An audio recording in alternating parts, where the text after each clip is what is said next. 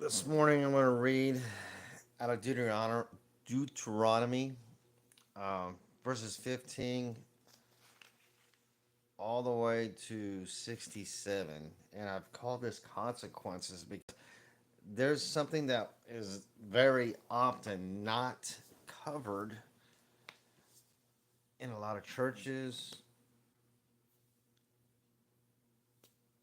and a lot of devotionals as well. Um, and that's kind of the results of disobedience. and this is something that Moses was led to tell the Israelites who had just escaped from Egypt on the consequences of disobeying the Lord, disobeying God. Um, and it's something that needs to be covered. I mean, we can't just say nothing but the good about obeying God. I mean, everybody knows if you obey God, you love God with all your heart. So He's going to bless you. Yes, you're going to go through some trials and tribulations, but that's to help you build your faith. But there are consequences when you purposefully and willingly defy and disobey God. And those need to be covered too.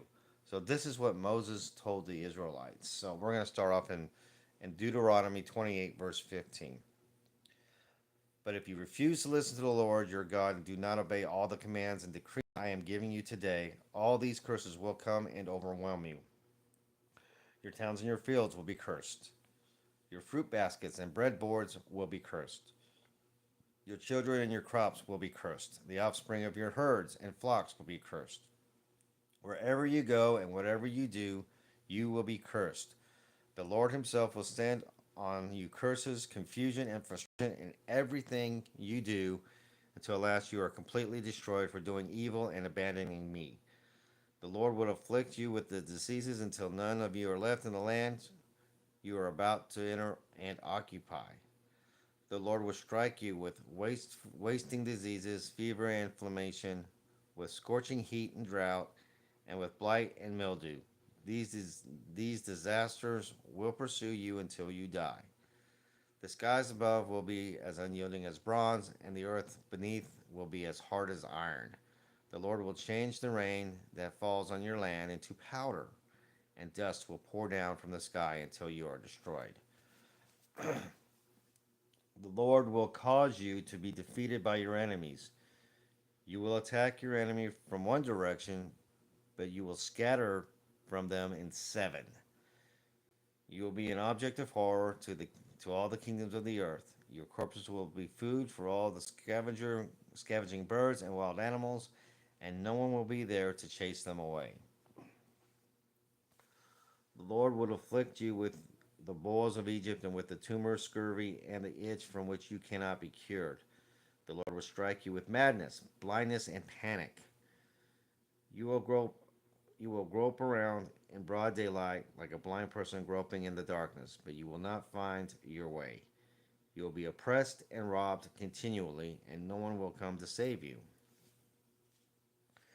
You will be engaged to a woman, but another man will sleep with her. You will build a house, but someone else will live in it.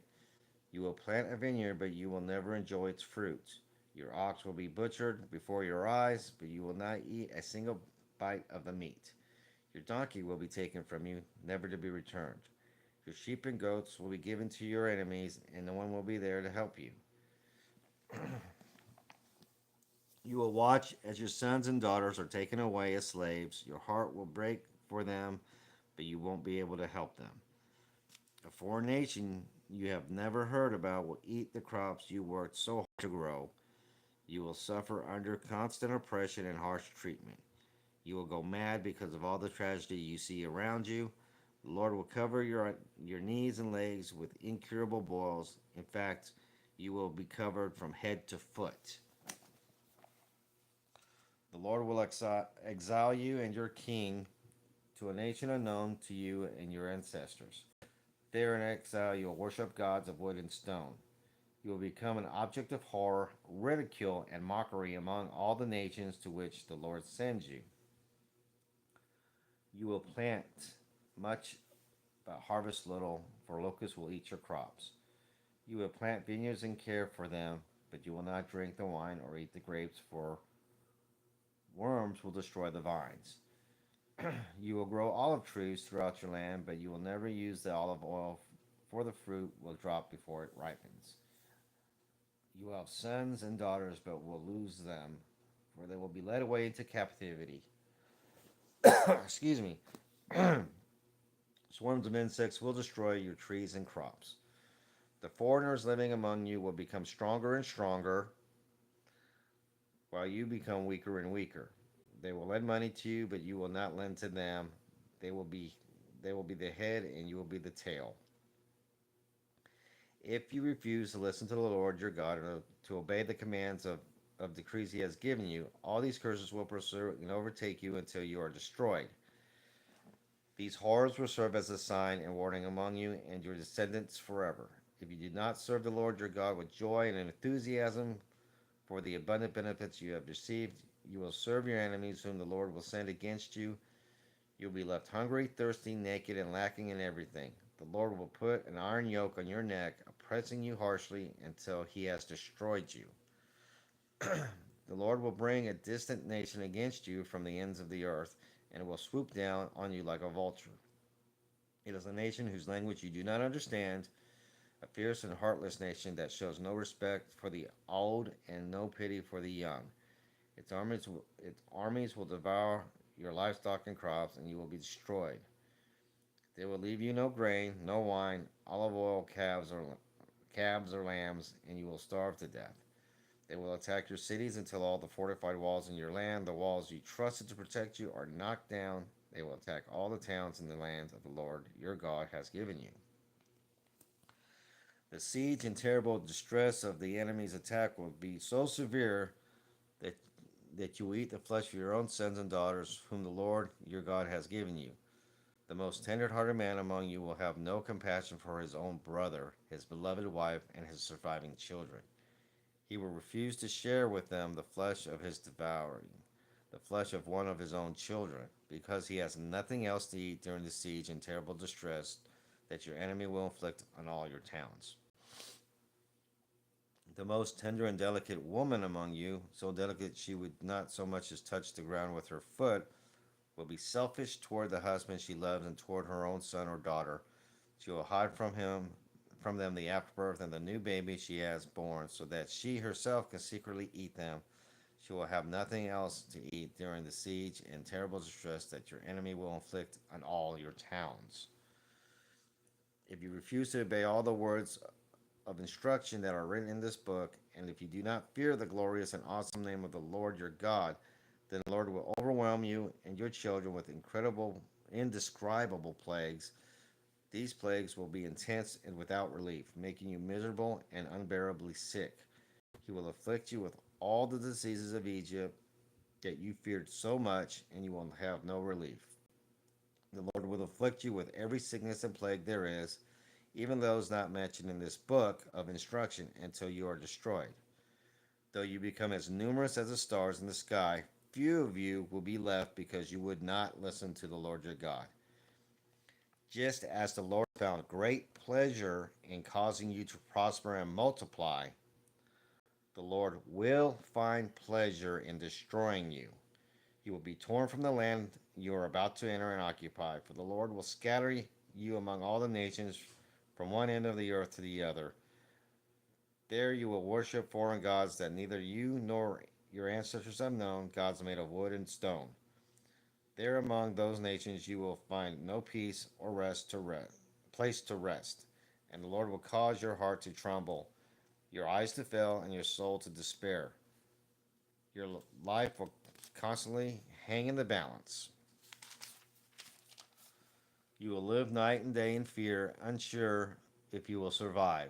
In the morning you will say, if only it were night, and in the evening you will say, if only it were morning, for you will be terrified by the awful horrors you see around you. So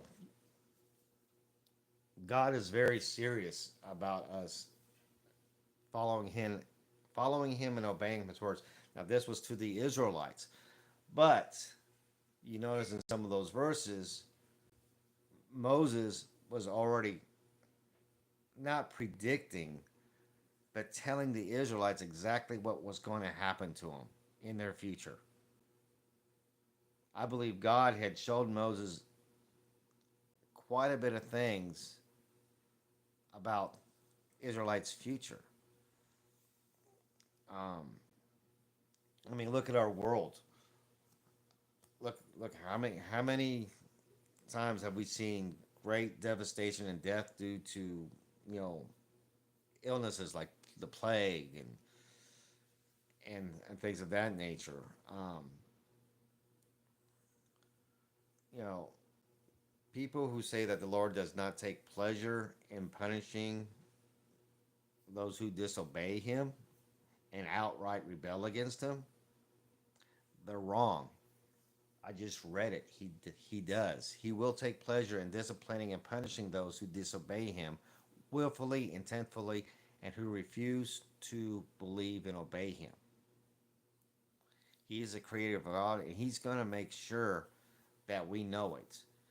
Um, you know, and yes, we do need to talk about the great blessings and everything that He gives us when we obey Him, but we need to be aware that everything bad that happens um, is from a broken world created by man when Adam and Eve both defied God and ate of that fruit. That was the moment that the curse started.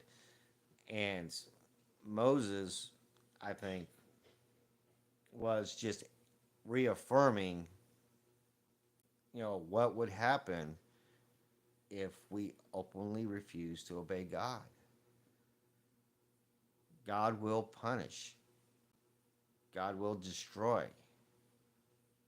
God will do whatever He needs to do to get us to break and coming and crying back to Him and asking for His help and His salvation. He did it to the Israelites time and time and time again. And even to this day, we still, our sinful nature causes us to push back, tell God no, and then we see calamities happen, um, and people who don't believe in God, it's like every little thing scares them almost, you know, or those who defy God. A lot of times you see bad things keep happening. People wonder why is all this happening to me? I mean, if you're openly defying and refusing the existence of God and in Jesus Christ, it could be God giving you a wake up call and you don't know it. But like I said, I felt led to share, you know, the consequential side of openly disobeying God and refusing to acknowledge His existence, you know, putting other things, other people before Him. There's consequences, and there's harsh consequences. And the notion that God doesn't like doing that to His people, according to what Moses told him, God takes just as much pleasure as punishing those who don't obey and believe as He does giving out blessings and prosperity to those who do. So, with that, I love you guys. You have a blessed day, and we'll see you tomorrow.